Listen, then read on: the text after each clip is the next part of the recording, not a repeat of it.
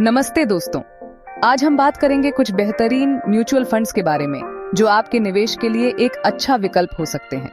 देखो, पैसा बचाना अच्छी बात है, लेकिन उसे सही जगह निवेश करना और भी जरूरी है। और म्यूचुअल फंड्स, खासकर जब आप शुरुआत कर रहे हो, तो एक बेहतरीन ओन ऑप्शन हो सकते हैं।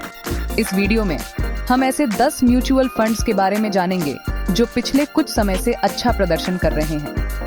लेकिन हाँ, ध्यान रखना दोस्तों, ये सिर्फ जानकारी के लिए है। निवेश करने से पहले अपनी खुद की रिसर्च जरूर करें और अपने फाइनेंशियल एडवाइजर से सलाह जरूर लें। तो चलिए बिना देर के शुरू करते हैं और देखते हैं ये टॉप 10 म्यूचुअल फंड्स कौन से हैं। पहले नंबर पर हमारे पास है Motilal Oswal mid cap fund. ये फंड उन लोगों के लिए है जो थोड़ा रिस्क लेने से नहीं घबराते।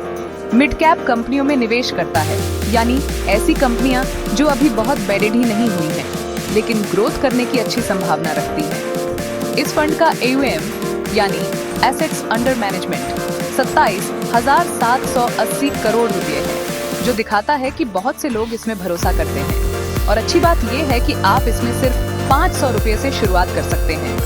अब बात करते हैं रिटर्न की। इस फंड ने पिछले कुछ समय में 32.82% का रिटर्न दिया है, जो कि बहुत ही शानदार है। इसका मतलब है कि अगर आपने इसमें 1 लाख रुपए निवेश किए होते तो आज आपके पास 1,32,000 रुपए होते। लेकिन हाँ, ध्यान रखना दोस्तों, पिछला प्रदर्शन भविष्य के रिटर्न की गारंटी नहीं होता। मार्केट में उतार चढ़ाव तो लगा ही रहता है। तो अगर आप एक ऐसा फंड ढूंढ रहे हैं जो आपको लंबे समय में अच्छा रिटर्न दे सके, तो Motilal Oswal mid cap fund आपके लिए एक अच्छा विकल्प हो सकता है। अब बात करते हैं दूसरे फंड की, जो है ICICI प्रूडेंशियल इंफ्रास्ट्रक्चर फंड। नाम से ही समझ आ रहा होगा, ये फंड उन कंपनियों में निवेश करता है जो इंफ्रास्ट्रक्चर डेवलपमेंट से जुड़ी हैं, जैसे कि सड़ी डाकें, पुल, बिजली और ऐसे ही दूसरे प्रोजेक्ट्स। इस फंड का AUM 7,416 करोड़ रुपए है और इसमें भी आप 500 रुपए से शुरुआत कर सकते हैं। रिटर्न की बात करें तो इसने पिछले कुछ समय में 32.53% का रिटर्न दिया है, जो कि Motilal Oswal mid cap fund से थोड़ा ही कम है। लेकिन यहाँ एक जरूरी बात समझने वाली है, इंफ्रास्ट्रक्चर सेक्टर में ग्रोथ की बहुत संभावना है, खासकर भारत जैसे देश में। सरकार भी इस सेक्टर में बहुत निवेश कर रही है। तो अगर आप लॉन्ग टर्म के लिए निवेश करना चाहते हैं और एक ऐसे सेक्टर में पैसा लगाना चाहते हैं जिसका भविष्य उज्जवल है, तो ICICI प्रूडेंशियल इंफ्रास्ट्रक्चर फंड आपके लिए एक अच्छा विकल्प हो सकता है। तीसरे नंबर पर हमारे पास है SBI PSU फंड। PSU का मतलब होता है पब्लिक सेक्टर अंडरटेकिंग, यानी सरकारी कंपनियां। ये फंड उन कंपनियों में निवेश करता है जो सरकार के अधीन आती हैं, जैसे कि ONGC, NTPC, SBI इत्यादि। इस फंड का AUM 5,035 करोड़ रुपए है और इसमें भी आप 500 रुपए से शुरुआत कर सकते हैं। रिटर्न की बात करें तो इसने पिछले कुछ समय में 31.59% का रिटर्न दिया है, जो कि पिछले दोनों फंड से थोड़ा कम है, लेकिन फिर भी काफी अच्छा है। देखो, सरकारी कंपनियों में निवेश करने का अपना एक अलग ही मजा है। एक तो इनमें रिस्क थोड़ा कम होता है, क्योंकि सरकार का सपोर्ट तो रहता ही है। लेकिन हाँ, ये भी ध्यान रखना जरूरी है कि सरकारी कंपनियों की ग्रोथ प्राइवेट कंपनियों जितनी तेज नहीं होती। तो अगर आप एक ऐसा फंड ढूंढ रहे हैं जो आपको स्टेबल रिटर्न्स दे सके और जिसमें रिस्क थोड़ा कम हो, तो SBI PSU फंड आपके लिए एक अच्छा विकल्प हो सकता है। Chapter 4, quant small cap fund. छोटी कंपनियों से बेढिढा मुनाफा। चौथे नंबर पर हमारे पास है क्वांट स्मॉल कैप फंड। ये फंड उन कंपनियों में निवेश करता है जो अभी बहुत छोटी हैं, लेकिन ग्रोथ करने की बहुत संभावना रखती हैं। इस फंड का AUM 26,222 करोड़ रुपए है, लेकिन इसमें निवेश करने के लिए आपको थोड़े ज्यादा पैसे लगाने पड़ेंगे। इसका मिनिमम इन्वेस्टमेंट 1,000 रुपए है।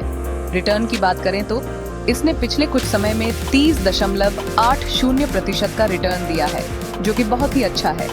लेकिन हाँ, ध्यान रखना दोस्तों, स्मॉल कैप फंड्स में रिस्क थोड़ा ज्यादा होता है। अगर आप लॉन्ग टर्म के लिए निवेश करना चाहते हैं और रिस्क लेने से नहीं घबराते, तो क्वांट स्मॉल कैप फंड आपके लिए एक अच्छा विकल्प हो सकता है। Chapter 5, Franklin build India. Fund infrastructure में निवेश का एक और मौका। 5वें नंबर पर हमारे पास है फ्रैंकलिन बिल्ड इंडिया फंड।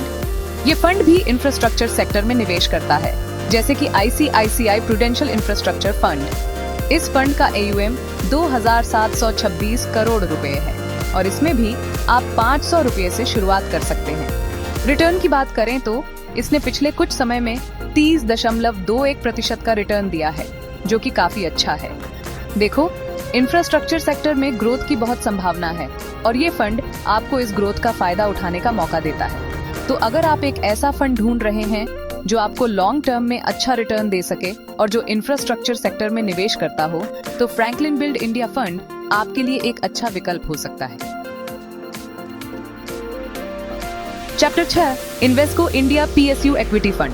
क्या ये SBI PSU फंड से बेहतर है? 6ठे नंबर पर हमारे पास है Invesco India PSU equity fund.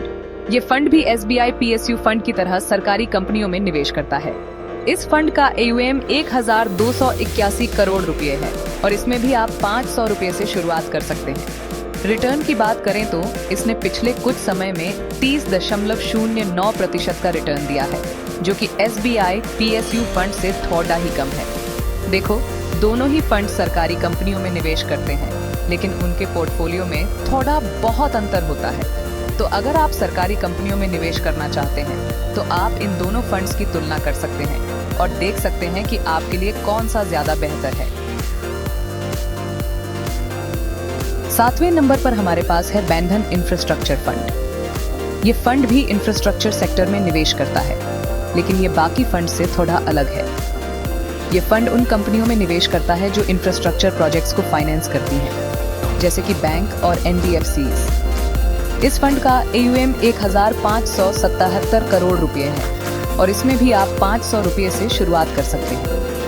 Return की बात करें तो इसने पिछले कुछ समय में 30.05% का रिटर्न दिया है, जो कि काफी अच्छा है। तो अगर आप इंफ्रास्ट्रक्चर सेक्टर में निवेश करने का एक अलग तरीका ढूंढ रहे हैं, तो बंधन इंफ्रास्ट्रक्चर फंड आपके लिए एक अच्छा विकल्प हो सकता है। 8वें नंबर पर हमारे पास है Nippon India power and infra fund. ये फंड पावर और इंफ्रास्ट्रक्चर दोनों सेक्टर्स में निवेश करता है। इस फंड का AUM 7,026 करोड़ रुपए है और इसमें भी आप 500 रुपए से शुरुआत कर सकते हैं। रिटर्न की बात करें तो इसने पिछले कुछ समय में 29.51% का रिटर्न दिया है, जो कि बाकी फंड से थोड़ा कम है, लेकिन फिर भी काफी अच्छा है। देखो, पावर सेक्टर भी इंफ्रास्ट्रक्चर का ही एक हिस्सा है और भारत में दोनों ही सेक्टर्स में ग्रोथ की बहुत संभावना है। तो अगर आप एक ऐसा फंड ढूंढ रहे हैं जो आपको दोनों सेक्टर्स का फायदा दे सके, तो Nippon India power and infra fund आपके लिए एक अच्छा विकल्प हो सकता है। 9वें नंबर पर हमारे पास है कनारा रोबको इंफ्रास्ट्रक्चर फंड। ये फंड भी इंफ्रास्ट्रक्चर सेक्टर में निवेश करता है और ये बाकी फंड से थोड़ा अलग है। ये फंड उन कंपनियों में निवेश करता है जो इंफ्रास्ट्रक्चर प्रोजेक्ट्स को डेवलप और मैनेज करती हैं। इस फंड का AUM 837 करोड़ रुपए है और इसमें निवेश करने के लिए आपको 1,000 रुपए का मिनिमम इन्वेस्टमेंट करना होगा।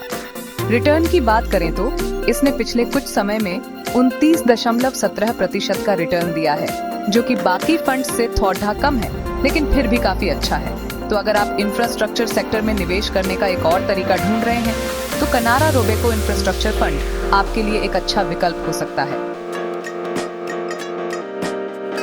और आखिर में 10वें नंबर पर हमारे पास है DSP India tiger fund. Tiger का मतलब है deems of India generating exceptional returns. ये फंड उन कंपनीज में निवेश करता है जो भारत की ग्रोथ स्टोरी का हिस्सा है, जैसे कि कंज्यूमर गुड्स, हेल्थ केयर और फाइनेंशियल्स।